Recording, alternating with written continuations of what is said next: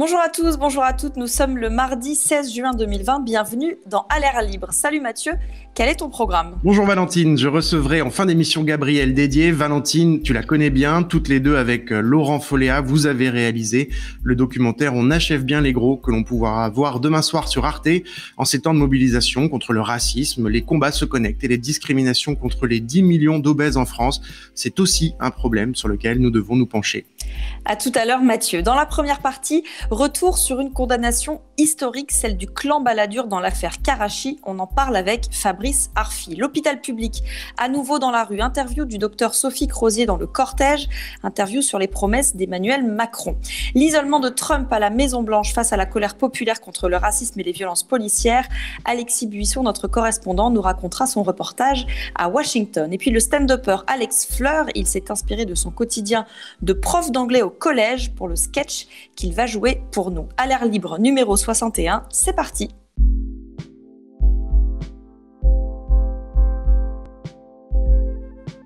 C'est une décision inédite. Pour la première fois en France, un tribunal établit qu'une campagne présidentielle a été financée par l'argent sale des ventes d'armes. Cette campagne, c'est celle d'Édouard Balladur en 95. L'argent sale, ce sont les rétrocommissions versées en marge de contrats d'armement signés en 94 entre la France et le Pakistan et l'Arabie Saoudite. Ça s'appelle l'affaire Karachi. Pour en parler, j'accueille Fabrice Arfi. Salut Fabrice. Salut Valentine. Avec Karl Lasque, tu as longuement enquêté et révélé les dessous de cette affaire ancienne et pourtant très actuelle. Alors d'abord, pour ceux et celles qui n'auraient pas suivi tous les épisodes, la condamnation des peines lourdes ont été prononcées contre les proches de l'ancien Premier ministre. Et d'ailleurs, plusieurs fois, le jugement évoque une extrême gravité des faits. Oui, on est dans ce qu'on peut appeler une affaire d'État, et même une affaire d'État avec un S, puisque, comme tu l'as dit dans ta présentation, on parle de pots de vin qui ont été versés à deux pays étrangers qui ne sont pas des moindres, le Pakistan et l'Arabie Saoudite. On a corrompu là-bas des responsables politiques et militaires pour qu'ils choisissent notre matériel d'armement. On parle de sous-marins, de frégates, de différents produits militaires plutôt que ceux d'autres pays avec lesquels on était en concurrence. Ces pots de vin, c'est ce qu'on appelle des commissions dans le langage industriel, militaire et même maintenant judiciaire. Mais une partie de l'argent qu'on a donné à des intermédiaires, ce qu'on appelle pudiquement des intermédiaires, qui sont en fait des agents de la corruption, une partie de cet argent est revenue en France dans les poches de responsables politiques, à savoir ce qu'on peut appeler le clan Balladur. Édouard Balladur, à l'époque, il était le Premier ministre du gouvernement français et il voulait être candidat à l'élection présidentielle. Et il avait la main sur les marchés publics, et notamment les marchés du gouvernement qu'il dirigeait, et notamment les marchés militaires. Et ce qu'écrit aujourd'hui la justice dans ce jugement, qui est de fait historique, puisque c'est la première fois que noir sur blanc dans un jugement, il est établi le financement d'une campagne présidentielle, c'est-à-dire la mère des élections en France, par de l'argent sale, a fortiori des ventes d'armes, et cet argent est revenu dans les poches du clan Balladur. Pour l'instant, n'ont été jugés que ce qu'on pourrait appeler les doublures politiques, à savoir celui qui a été le directeur de cabinet à Matignon, puis le directeur de sa campagne présidentielle, Nicolas Bazir, qui est aussi un intime de Nicolas Sarkozy, c'était son témoin de mariage avec Carla Bruni, qui est l'un des actuels dirigeants du groupe LVMH, la propriété du milliardaire Bernard Arnault. C'est Renaud Donnedieu de Vabre, qui à l'époque était le conseiller spécial du ministre de la Défense François Léotard, c'est celui qui signait les marchés militaires qui sont en cause. Donnedieu est devenu ensuite lui-même ministre, sous Jacques Chirac et notamment la culture. Et c'est enfin Thierry Gobert, qui lui était chargé de mission auprès du ministre du budget de l'époque, un certain Nicolas Sarkozy. Et tous ont été en effet condamnés à des peines de prison fermes, allant de 2, 3, 4 ans, 5 ans même de prison ferme pour les intermédiaires qui s'appellent Ziad Takieddine et Abdulrahman Abou. Et alors, Édouard Balladur lui-même doit être jugé, mais par une cour spéciale, en fait. Oui, on est en France. Oui. Il y a encore une justice d'exception pour les membres d'un gouvernement qui sont suspectés d'avoir commis des délits. Beaucoup de candidats à l'élection présidentielle, notamment François Hollande, avaient promis la suppression de la CJR s'il devenait président. Ça ne s'est jamais fait puisqu'il faut changer la Constitution, il faut les 3/5 des deux chambres parlementaires et bizarrement, la classe politique aime bien avoir son propre tribunal. Néanmoins, il y a des enquêtes qui ont lieu, il y a des magistrats qui travaillent et Édouard Balladur, ancien chef du gouvernement, et son ministre de la Défense, François Léotard, vont être jugés prochainement dans ce qu'on peut appeler le volet ministériel de l'affaire. Donc on voit bien que ceux qui étaient sous leurs ordres ont été lourdement condamnés. Eux étaient les décideurs politiques. On verra ce que va décider la CJR. Dans cette histoire, il y en a un qui s'en est très bien sorti pour une fois, c'est Nicolas Sarkozy, voilà, qui est pour l'instant lourdement mis en cause dans d'autres affaires, hein, l'affaire Bismuth, l'affaire Big Malion, l'affaire des financements libyens. Dans l'affaire Karachi, il a été désigné à un moment de l'enquête et puis finalement, il n'a pas été poursuivi. Et d'ailleurs, en quoi cette condamnation dans cette affaire ancienne, qui est l'affaire Karachi, est totalement d'actualité? En fait, c'est une affaire qui est d'actualité à plusieurs titres. D'abord parce qu'elle est, comme je l'ai dit tout à l'heure, elle est historique. C'est une première quand même. Et d'ailleurs, elle n'a pas le retentissement public, à la fois médiatique, politique, citoyen, à la mesure de ce qu'elle représente. Pour la première fois, noir sur blanc, des juges écrivent qu'une campagne présidentielle a été financée par de l'argent sale. Ils vont même plus loin, ils disent que ceux qui étaient chargés de contrôler les comptes de campagne dont on savait qu'ils étaient truqués, à savoir le Conseil constitutionnel quand il était présidé par Roland Dumas, a failli en connaissance de cause dans sa mission. C'est-à-dire qu'ils ont validé en connaissance de cause des contrats truqués. Alors pourquoi c'est aussi d'actualité? D'après moi, c'est que, en fait, au-delà des personnes et des faits dont on parle dans l'affaire Karachi, c'est les entrailles d'un système qu'on découvre. Et c'est un système qui, sous des formes nouvelles, avec des procédures nouvelles, avec des têtes nouvelles, avec des noms nouvelles, en fait, peut perdurer. C'est un système qui porte le nom de la corruption. Et, ça fait des années qu'on considère, parfois, chez certains membres de la classe politique, la classe politique, ça n'existe pas plus que les médias, mais disons que il y a beaucoup de personnes, beaucoup de responsables politiques qui voudraient considérer les affaires comme des sortes de faits divers, un rhume de la démocratie qui viennent embêter comme ça les grands sujets importants. Or, l'affaire Karachi vient nous montrer à quel point ça peut détruire la démocratie. Les contrats d'armement dont on parle, quand ils sont corrompus comme ça, ça truque les relations diplomatiques, économiques, industrielles avec des pays étrangers. Ça détruit la confiance dans la chose publique. Ça rend inégalitaire la course à l'élection et à la présidence de la République. Donc en fait, c'est un trucage. Et c'est un trucage dont nous, les citoyens, nous sommes les victimes à la fois démocratiquement, puisqu'on n'a pas confiance, puisque les candidats qu'on nous présente, ils se financent avec l'argent sale.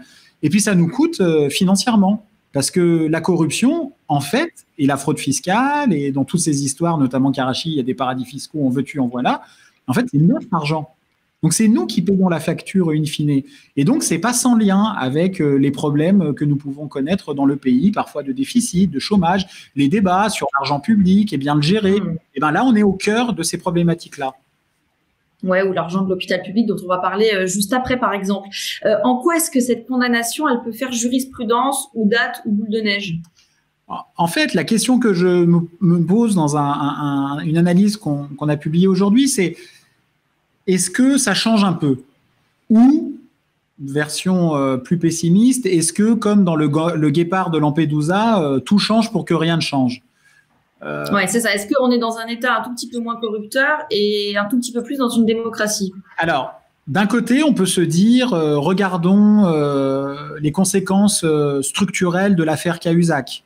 On a créé un parquet national financier, on a créé un office central de lutte contre la corruption au sein de la police qui n'existait pas sous la forme d'un office. On a pris des nouvelles lois contre la fraude fiscale et la corruption. On a créé une haute autorité pour la transparence de la vie publique. Regardons le placement sous écrou de Patrick Balkany, qui n'y est pas resté très longtemps. Il est sorti pour des raisons de santé. Les photos, là, qu'on voit en ce moment sur les réseaux sociaux, ont l'air de le montrer plutôt en forme. Mais tant mieux pour lui. Tant mieux pour lui. Exactement, tant mieux pour lui. Nous ne sommes pas pour le carcéral à tout prix, nous sommes pour l'égalité de traitement. Tout à fait. Voilà, le jugement Karachi dont nous sommes en train de parler, ou les derniers développements de l'affaire des financements libyens de Nicolas Sarkozy, qui est mis en examen 3 fois dans ce dossier, pourrait peut-être, en effet, laisser penser qu'il y a une prise de conscience, que les choses changent, que peut-être que la justice et une partie du monde politique a compris que lutter contre la délinquance en col blanc, c'est pas simplement faire du tir au pigeon avec des gens connus. En fait, ça nous parle de nous, de nous-mêmes. Bon. Et puis, il y a une autre façon de voir les choses qui est de dire, bon, on a un jugement là historique, on a un ancien président de la République, Jacques Chirac, qui a été condamné. On a un ancien président de la République qui lui a suivi, Nicolas Sarkozy, qui va être jugé pour corruption, qui est mis en examen dans plein de dossiers. On a le Premier ministre, Édouard Balladur, qui va être jugé. On a une trentaine de personnes qui ont bossé avec Sarkozy, qui sont mises en examen ou condamnées dans des affaires. On a l'ancien Premier ministre de Nicolas Sarkozy, François Fillon, qui a donné son nom à une affaire qu'on connaît bien et dont on a beaucoup parlé pendant l'élection présidentielle de 2017. Et puis, il se passe pas grand-chose, quoi. Et puis, on continue un peu comme si de rien n'était. On continue de ne pas donner l'indépendance aux magistrats du parquet qui sont soumis au pouvoir exécutif, sur lesquels ils sont censés parfois enquêter, précisément dans les affaires financières. Et puis, on n'a pas supprimé la Cour de justice de la République. Et puis, on n'a pas augmenté le nombre de policiers anticorruption qui, eux, ne sont jamais félicités quand leurs enquêtes permettent de condamner et mettre des gens en prison. Et puis, je pourrais dérouler comme ça pendant longtemps, notamment vis-à-vis de nous-mêmes, les journalistes. Nous n'arrivons pas à faire d'un débat de société tout ça. Est-ce que l'affaire Karachi a fait l'ouverture des journaux de 20 heures, des matinales?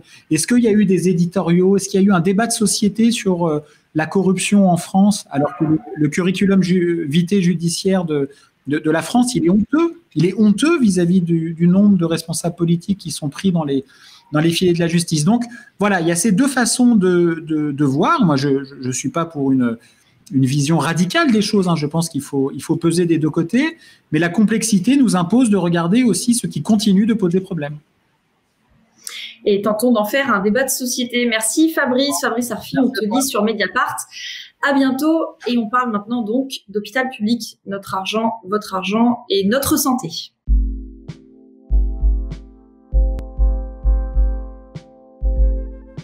À quoi ressemblera l'hôpital public de demain? Depuis plus d'un an, d'abord avec les urgences, les soignants protestent contre leurs conditions de travail, font grève et manifestent. Le Covid-19 n'a fait que renforcer cette crise de l'hôpital public.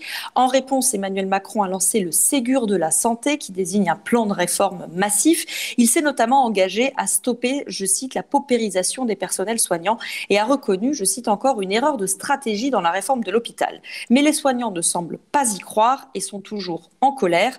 Aujourd'hui, ils manifestaient dans plusieurs villes de France. Ici, à Paris, les slogans étaient bien dans l'actu. On les a appelés des héros qu'on les paie en tant que tels, ou encore revalorisation salariale, notre seule médaille. Dans le cortège, on a retrouvé Sophie Crozier. Elle est neurologue à la Pitié-Salpêtrière, cofondatrice du collectif Interhôpitaux, et elle est de toutes les mobilisations. Elle a répondu aux questions d'Iban Raïs. Pourquoi vous manifestez aujourd'hui? Pourquoi il y a de la colère?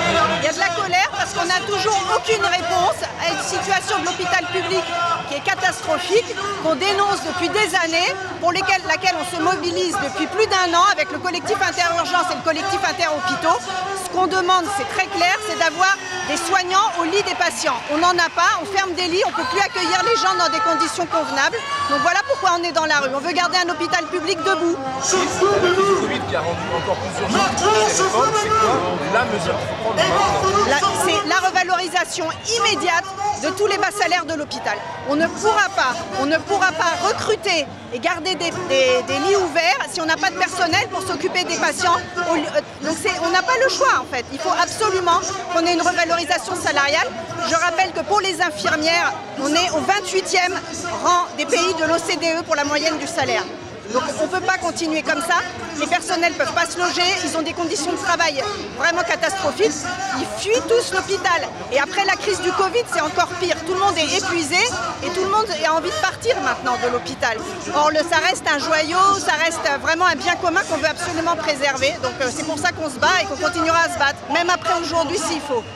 Emmanuel Macron a reconnu une erreur de stratégie dans la réforme de l'hôpital public et a dit vouloir mettre fin à la paupérisation des personnels soignants. soignants. Est-ce que vous y croyez? En tout cas, lui, il a fait des annonces et derrière, le gouvernement dit qu'il veut continuer et accentuer ma santé 2022. Donc on y croit, moi on veut bien croire le président de la République, on attend que le gouvernement applique le plan massif qui a été promis par le président de la République le 20 mars. Il n'est toujours pas là, ce plan massif. Tout a été chiffré ailleurs, dans l'industrie aéronautique, partout. Et pour l'hôpital, rien de chiffré. C'est assez ahurissant en réalité. Dans cette bataille, vous comptez sur Martin Hirsch, le patron de la PHP, ou pas? Est-ce qu'il vous a déçu? Martin Hirsch nous a déçus parce que ça fait des mois, à titre personnel, je travaille à la PHP, on a signalé les difficultés de la PHP depuis des années. Et ça n'a jamais été pris en compte. On nous a toujours répondu que ce n'était pas des questions de moyens, mais des problèmes d'organisation. Aujourd'hui, je pense que tout le monde a reconnu que c'était un problème de moyens et pas d'organisation. L'organisation, quand il a fallu gérer la crise du Covid, on a pu la gérer. On a pu gérer cette crise. Et ce n'est pas parce qu'au-dessus, ils avaient mis des choses en place. C'est parce que les soignants étaient là. Donc il faut quand même être très clair, c'est ça. Donc non, sincèrement, on espère que maintenant il va faire quelque chose pour l'hôpital public et pour la PHP en particulier. Mais je ne peux pas dire qu'on avait une grande confiance en lui jusque-là. Je suis désolée de le dire, mais voilà. Comment vous analysez son changement de vie? Là, il est plus revendicatif quand même de l'hôpital public que depuis la crise, non? Ouais, Joker. Ah si, on trouve, ouais. Je sais pas, on peut appeler ça comme on veut, on peut dire que c'est un peu opportuniste, je sais pas. Non, sincèrement, on a été trop déçus là, on a attendu beaucoup de choses. Ou alors peut-être qu'il y a une prise de conscience maintenant. Mais c'est triste, il a fallu attendre tout ça pour se rendre compte. Sincèrement, au fond, moi, j'ai quand même un désespoir assez profond parce qu'on a alerté depuis des mois, des années sur la situation de l'hôpital public. On l'a dit à Martin Hirsch et sincèrement, voilà pourquoi je dis que je comprends pas qu'aujourd'hui ils disent ça. Peut-être qu'ils le réalisent aujourd'hui, mais c'est voilà. Moi, je peux pas entendre ça parce que, en plus, à titre personnel, j'ai fait partie de ceux qui lui ont dit. Et le récit de cette manifestation sera à lire sous la plume de Caroline Coq-Chaudorge dans Mediapart. Et enfin, toujours à propos de santé, d'informations d'intérêt public, des nouvelles de notre enquête sur les masques. Santé publique France a refusé de communiquer à Mediapart ses contrats avec ses fournisseurs en Chine, se retranchant derrière le secret des affaires. Mais pour nous, il s'agit d'une information d'intérêt public. Mediapart a donc saisi la commission censée garantir aux citoyens la transparence sur les décisions publiques. Tout cela est à lire sur Mediapart. On part désormais aux États-Unis.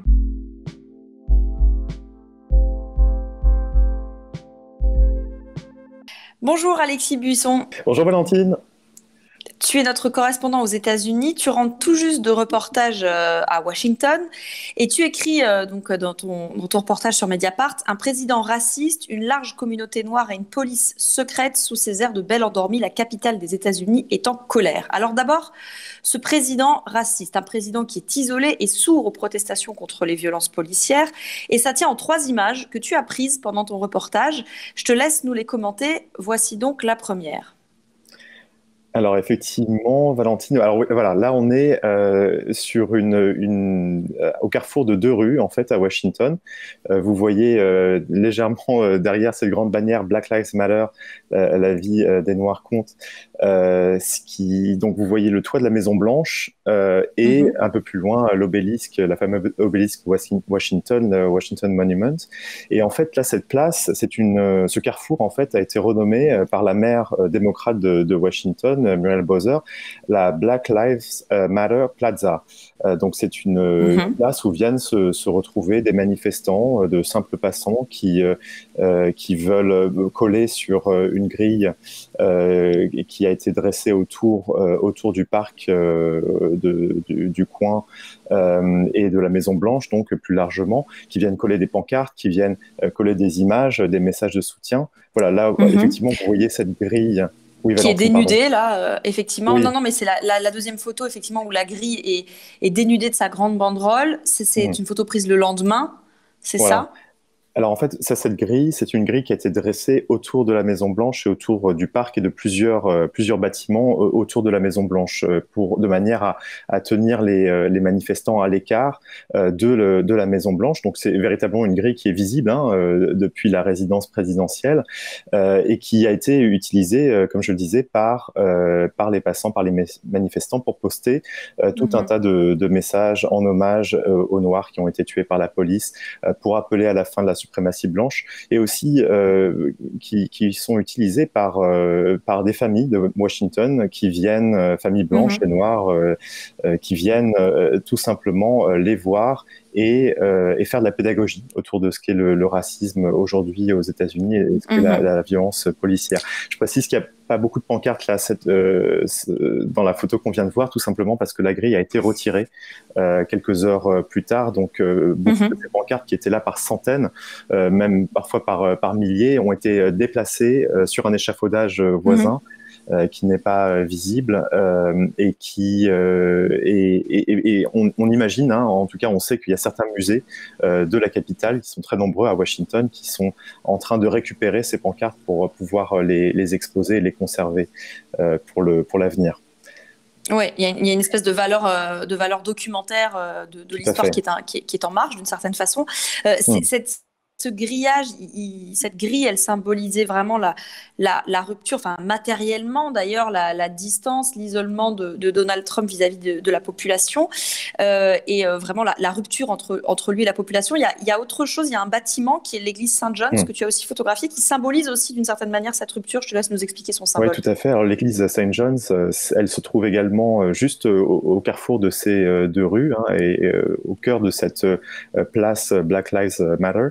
C'est une vieille église qui date du début du 19e siècle et qui est considérée à Washington comme l'église des présidents, puisque tous les présidents, depuis James Madison, au début du 19e siècle, l'ont fréquentée au moins une fois. Et donc c'est aussi là qu'il y a quelques semaines, précisément là où se tiennent donc les personnes que vous avez vues sur la photo, que Donald Trump est venu faire donc sa très controversée photo op dans laquelle il s'est tenu debout devant l'église en brandissant une Bible dans l'une de ses mains. Donc c'est une photo qui a cristallisé en quelque sorte le décalage entre ce président qui est très pour la loi, l'ordre, la sécurité et qui est également connu pour ses positions racistes, pas simplement depuis qu'il est président, mais depuis qu'il est dans l'immobilier. Donc ce président d'une part et de l'autre part cette opinion américaine qui est très largement favorable aux manifestations, qui se rend compte qu'il y a un problème de violence policière dans ce pays. On parle bien sûr de démocrates, mais on parle aussi de républicains qui sont en train de véritablement mesurer l'ampleur du racisme systémique qui existe aux États-Unis. Alors Washington, c'est une ville ultra symbolique dans la lutte pour les droits civiques. C'est aussi une ville très ségrégée avec une partie majoritairement noire et une autre très blanche. Oui, alors effectivement, c'est ça qui peut paraître un peu paradoxal. Donc vous avez ces grandes manifestations à Washington qui rassemblent beaucoup de noirs, de blancs, mais ça reste effectivement une ville qui est très ségrégée. Historiquement, Washington est connue aux États-Unis comme la Chocolate City, la ville chocolat, tout simplement pour sa très grande population afro-américaine qui se concentre essentiellement dans le sud de la ville et dans l'est de la ville. Ce sont des quartiers essentiellement noirs, défavorisés, etc. Et dans le centre-ville, qui concentre les institutions, qui concentre véritablement le pouvoir fédéral avec le Congrès, la Maison Blanche, la Cour suprême, eh bien, ce sont des quartiers qui sont essentiellement blancs et qui sont en train de devenir de plus en plus blanc avec ce phénomène de gentrification qui aboutit au déplacement des populations défavorisées, plutôt noires, au profit de populations plus aisées, qui sont dans ce cas-ci plutôt blanches. Alors à Washington, Trump est assez haï pour toutes les raisons que tu as évoquées, mais son concurrent démocrate à la Maison-Blanche, c'est pareil en fait. Joe Biden n'est pas mieux perçu par celles et ceux qui défendent les droits des Afro-Américains. Oui, en fait, c'est vrai que c'est un peu contre-intuitif parce que Joe Biden jouit d'une manière générale d'opinion très favorable au sein de la communauté afro-américaine, mais on s'aperçoit quand on parle à ces manifestants qui sont plutôt jeunes qu'il y a quand même un décalage avec peut-être des Afro-Américains plus âgés, plus traditionnels, qui eux vont voter pour Joe Biden parce qu'il a été le vice-président de Barack Obama pendant 8 ans et qui vont voter peut-être un peu aveuglément, on va dire, pour lui. Quand on parle aux jeunes manifestants noirs qui sont à Washington ou même à New York, on s'aperçoit que ça ne va pas de soi. Ils voient un homme politique blanc, plutôt très âgé puisqu'il a 77 ans, et surtout qui a été en place pendant une quarantaine d'années.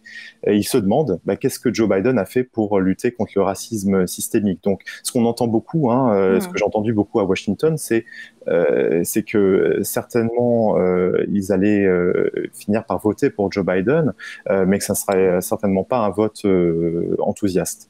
Alors avant de se quitter, un mot sur l'état de santé de Donald Trump. Les spéculations vont bon train depuis qu'on l'a vu descendre en tremblotant des escaliers lors d'une cérémonie militaire à West Point, mais aussi tenir un verre d'eau à 2 mains. Comment va Donald Trump? Est-ce qu'il faut s'inquiéter pour sa santé? Oui, effectivement, il y a beaucoup de spéculations qui ont été relancées. C'est pas nouveau sur l'état de santé de Donald Trump, etc. Alors, c'est vrai ce n'est pas, comme je le disais, ce n'est pas nouveau. Il y a toujours eu des doutes sur la santé mentale de Donald Trump, qui lui n'a rien fait non plus pour en quelque sorte apaiser ses doutes, puisqu'il a tout simplement, quand il était candidat, fait publier une lettre par son médecin qui disait qu'il était dans une santé extraordinaire. C'est le mot, l'adjectif qui a été utilisé par son médecin. Alors là, depuis ces 2 images, effectivement, à West Point, on voit un président qui semble pas très sûr de lui, qui semble prendre ses précautions, notamment avec cette image de verre d'eau qui est très parlante, où Donald Trump lève en fait son verre avec une main et est obligé d'utiliser sa deuxième main pour porter le verre à sa bouche. Donc ça, ce sont des images qui sont très commentées par les démocrates, mais aussi par les républicains qui sont hostiles à Donald Trump. Il y a notamment un groupe qui s'appelle le Lincoln Project, qui est un groupe fondé par des républicains ou d'anciens républicains qui sont passés démocrates et qui font tourner ces images en boucle pour alerter l'opinion sur une possible diminution, du président. Bon, sans autre élément pour l'instant. Merci Alexis Buisson, tu es notre correspondant aux États-Unis. Ouais, et on te lit dans Mediapart. À bientôt. À bientôt Valentine, merci à tous. Le stand-upper Alex Fleur est dans À l'air libre, il est prof d'anglais au collège, dans la vraie vie, et ça l'inspire pas mal en fait pour ce sketch sur ses collègues un peu plus âgés.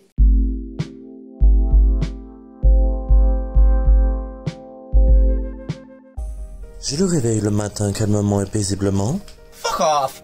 Je l'adore faire les beaux rêves. Oh, for fuck's sake, get off my leg! C'est l'heure d'ouvrir les yeux et d'affronter tous les trous de cul qui vont venir à ma porte. Je le crache sur les lunettes pour le lever. Après, je le enfile le haut que je l'ai en 40 exemplaires. Je brosse le tignasse de la sorcière pour ne plus ressembler à le pou.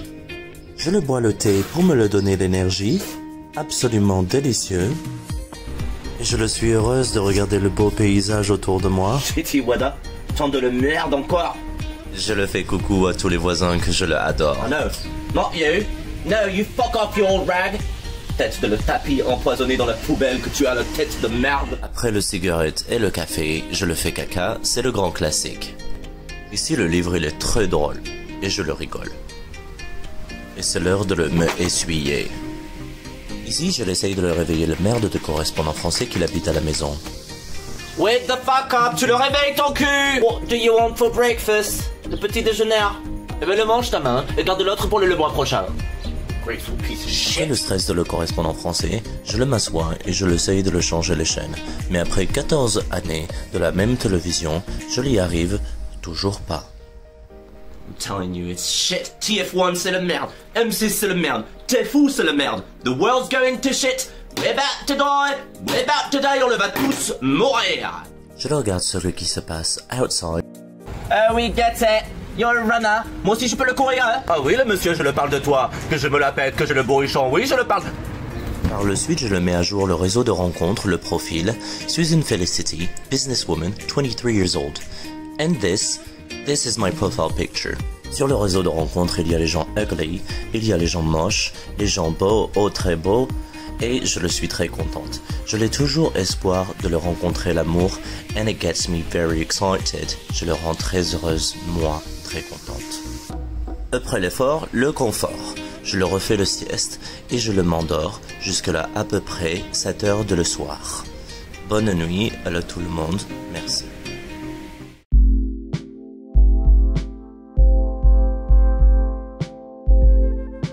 Bonjour Gabrielle Dédier. Bonjour. Vous avez 40 ans, vous vivez à Paris, vous avez écrit en 2017 un livre qui s'appelle « On ne naît pas grosse », paru aux éditions Goutte d'Or, et vous venez de réaliser un film que l'on peut voir actuellement sur Arte TV, un film qui sera diffusé demain soir sur Arte à 22h50. Ça s'appelle « On achève bien les gros ». Ce documentaire a été primé en mars au dernier FIGRA, le Festival international du grand reportage d'actualité et du documentaire de société. Vous l'avez réalisé avec Laurent Folléa et Valentine, notre Valentine Dauberti, à l'air libre. Vous y racontez, comme vous dites dans le film, ma vie de grosse, mon quotidien. C'est un film qui est aussi un peu un manifeste. On regarde.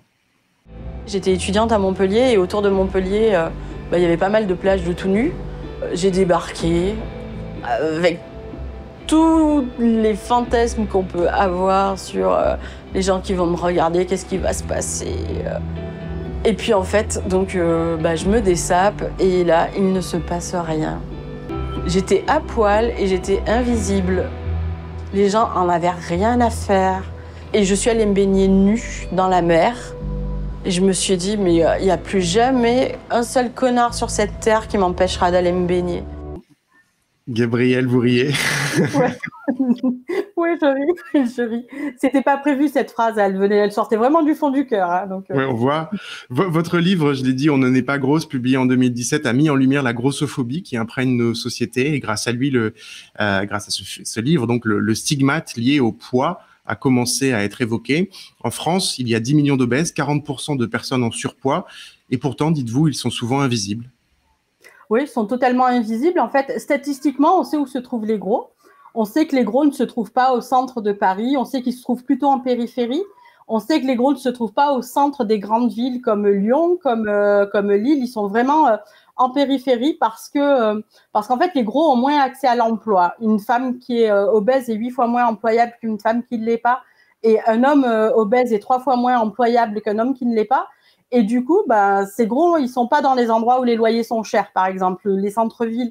On sait que les gros sont à la campagne. On sait que les gros ne sont pas dans l'espace public parce qu'il faut s'approprier cet espace public. Quand les infrastructures font que on ne peut pas s'asseoir ou on ne peut pas prendre certains transports en commun, on ne peut pas être dans l'espace public. Donc, quand je dis qu'il y a 10 millions d'obèses en France, les gens ils sont souvent surpris parce qu'effectivement, ils ne les voient pas. Mais ils ne les voient pas que dans l'espace public, ils ne les voient pas dans leur société, dans les entreprises. Les gros ont souvent des situations plus précaires, ils font en moyenne 3 ans d'études en moins. On les voit pas non plus, on les voit pas beaucoup dans les médias, ils sont pas représentés, il y a pas cette diversité-là. Et donc voilà.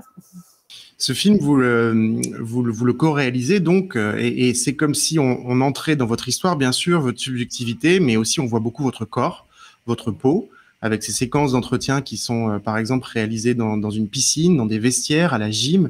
Pourquoi c'était important de donner à voir votre corps ? C'était important parce que déjà, montrer mon corps, ça faisait que j'avais pas besoin de discuter de ce corps. Il est là et j'avais pas besoin, en fait, de dire j'avais pas besoin d'avoir un discours sur l'acceptation de moi, etc. C'était... Je vous montre ce corps que vous ne voyez jamais tel quel, en fait, parce que, faut pas oublier que sur les réseaux sociaux, il y a l'invisibilisation des femmes grosses. Le hashtag grosse avait été censuré, par exemple, sur Instagram.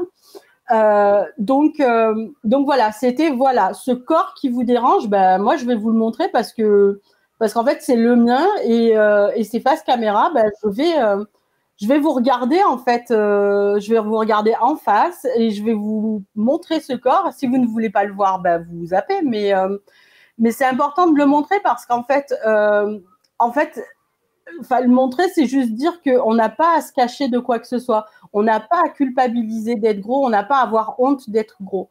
Et donc oui, mais c'est un peu comme quand on est gros, se mettre en débardeur, c'est un challenge. Hein. Donc c'est pareil, c'est il y a quelque chose de politique dans le fait de se dévoiler comme ça. Et moi, j'étais prête à faire tout le film en maillot. Hein. Bon, ça donne de très belles images en tout cas. Et dans ce documentaire, il y a par ailleurs aussi des scènes de fiction. Qui anticipe une sorte de, donc c'est pas très habituel dans un documentaire, on pourrait s'attendre à ce qu'il y ait des scènes juste de témoignages ou des reportages, et il y a ces scènes de fiction qui anticipent en fait une sorte de société dystopique qui bannirait les gros, qui leur ferait payer leur billet d'avion plus cher, qui les obligerait à maigrir pour garder leur travail. Pourquoi qui même à un moment sont traqués comme s'ils étaient et ça renvoie à des situations qu'on peut voir, par exemple, ça rappelle une film des films comme si c'était des migrants qui étaient traqués derrière une camionnette. Pourquoi vous êtes passé ainsi par la fiction? En fait, moi j'étais en train d'écrire un livre et il se trouve qu'au cours des discussions avec la production et la chaîne Arte, comme je racontais que j'écrivais un livre et que c'était une dystopie, ça a intéressé tout le monde et c'est comme ça qu'est venue l'idée d'intégrer des extraits du livre. Mais effectivement, très honnêtement, il y a les deux premières fictions, elles sont pas si éloignées que ça de la réalité. Hein. Il y a des compagnies qui font déjà, qui envisagent de faire payer, par exemple, aux personnes en surpoids, des billets d'avion plus chers. Oui. En fait, l'an dernier, pendant qu'on était en train de tourner cette scénette, il y avait Transavia qui lançait ça comme idée, mais cette idée, ça fait déjà 10 ans qu'en France on en parle et qu'il y a des gens qui assument totalement le fait de vouloir faire payer de place au gros. Donc voilà. Mais ça c'est pas éloigné de la réalité, et l'entretien d'embauche, il n'est pas éloigné de la réalité non plus. Parce que, moi, la loi Metabo, elle existe au Japon, en fait. Et j'ai pas trouvé d'application de la loi. Elle date de 2008, mais elle existe. Et elle consiste à prendre le tour de ventre des employés de plus de 40 ans pour faire de la prévention contre les maladies métaboliques. Et donc le surpoids. Mais voilà, là, j'ai juste grossi le trait. Après, la dernière fiction, honnêtement, c'était un clin d'œil à Notre jour viendra de Romain Gavras, avec le film où lui, c'est les roues qui fuient. Et voilà. Et donc, là, c'était les gros qui fuyaient. Alors évidemment, plus classiquement, hein, comme on l'attendrait dans un documentaire, vous racontez bien sûr votre parcours, la violence que ce poids a pu représenter à l'adolescence, comment le moral est affecté, miné par les injures et les moqueries. Et notamment quand on est ado, pas seulement, vous parlez aussi de l'âge adulte, mais vous leur dites quoi à ces ados aujourd'hui que d'ailleurs vous rencontrez souvent, des ados qui nous regarderaient et qui seraient en situation de surpoids et qui vivraient eux aussi la même chose? Alors c'est peut-être un peu, je sais pas si c'est un peu bisounours ou je ne sais quoi, mais moi ce que je leur dirais, c'est juste que personne mérite qu'on se mette dans des états de souffrance. Personne, ni les amis, ni les profs, ni la famille en fait. On n'a pas à se faire du mal, on n'a pas à se faire souffrir parce que le regard de l'autre est lourd à porter. Et en fait, moi, j'ai juste envie de dire qu'il faut qu'on s'émancipe de ces regards-là, parce que ces regards-là, ils sont construits par la société dans laquelle on vit. Et donc, évidemment que la société doit avoir un regard moins stigmatisant et pas de discrimination, etc., etc. Mais le gros, il faut aussi qu'il s'émancipe de ce regard-là. Il faut qu'il se dise, oui, moi j'ai ma place et je prends ma place. Et puis si ma place elle déborde, tant pis pour vous en fait. Parce que ma place elle déborderait pas si juste, on élargissait un peu. Donc c'est juste une histoire de taille, de normes. Mais voilà, on n'est pas des citoyens de seconde zone. Donc voilà. Moi je dis à ces jeunes juste. Ayez confiance en vous, en fait. Ne vous dévalorisez pas pour des questions de poids. Et vous racontez aussi, bien sûr, comment les gros sont jugés responsables de leur poids, les regards, les paroles blessantes, comme si c'était finalement un choix individuel dans lequel les individus se complaisaient. Je suis assez curieux de vous poser cette question. En ce moment de manifestation, il est question de lutte contre les violences policières et le racisme. Dans ce docu, donc, on voit aussi comment les gens sont maltraités, mal considérés, comment on leur parle mal, tout simplement parce qu'ils sont gros. Ces humiliations quotidiennes que, par ailleurs, des victimes de racisme peuvent décrire aussi. Comment vous liez la grossophobie aux autres discriminations dont on parle actuellement? J'ai envie de dire, c'est une de plus. Sauf qu'en fait, concernant le poids, il choisit pas sur, comment dire ça. enfin, l'obésité, elle est vraiment à l'intersection de toutes les discriminations et l'obésité, c'est aussi un facteur de pauvreté, c'est aussi une maladie de la société. C'est pas qu'une histoire de gènes qui partent en sucette en fait. C'est plus compliqué que ça. Et donc, comment ça s'intègre par rapport à toutes ces discriminations?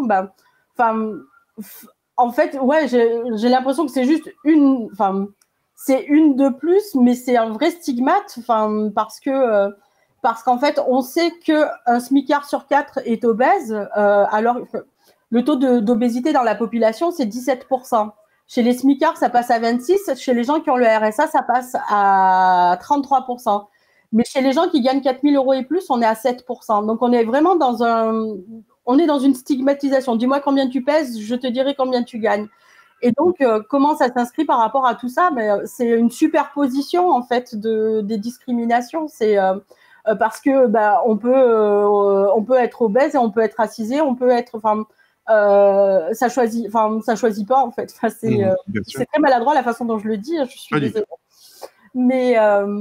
Mais oui, et donc comment je le vis? En fait, je pense qu'on a du retard sur tout ce qui est discrimination en France, et je pense qu'on a un vrai problème de ressources, de direction des ressources humaines. Je pense que, moi, quand on me dit qu'il faut que le film il soit vu dans les écoles, je pense qu'il faut surtout qu'il soit vu dans les écoles de management. C'est une vraie question, en fait, l'accès à l'emploi, parce que il y a pas de raison objective qu'on refuse les gros à l'embauche. Et il y a des testings qui ont été faits. C'était Jean-François Amadieu qui avait fait des testings. Il en avait parlé dans son livre sur la société du paraître. Et en fait, les testings montraient que même on a souvent tendance à dire que on veut pas les gros parce qu'ils peuvent nuire à l'image de la société, etc. Sauf qu'il a prouvé que même pour des jobs où le gros est tout seul dans un bureau et il est juste au téléphone sans interaction, on ne le veut pas. Donc moi, je pense qu'on a vraiment à retravailler en France sur recruter aux compétences et pas recruter avec ces CV ridicules et ces lettres de motivation ridicules, en fait. Je pense qu'il faut faire des tests de compétences et revoir toute la façon dont on embauche les gens en France. La question qui se pose évidemment pour d'autres types de personnes, les personnes racisées notamment, ou les femmes. Merci beaucoup Gabrielle Dédier, merci d'avoir été avec nous. Votre documentaire On achève bien les gros est co-réalisé avec Laurent Folléa et Valentine Auberti, diffusé demain soir sur Arte à 22h50 et déjà visionnable sur le site d'Arte, arte.tv. Merci à vous de nous avoir suivis aujourd'hui. Je rappelle l'adresse où vous pouvez nous écrire à l'airlibre@mediapart.fr. Abonnez-vous à Mediapart si vous le pouvez. Vous le savez, le site ne vous informe que grâce aux abonnements. Bonne soirée, portez-vous bien.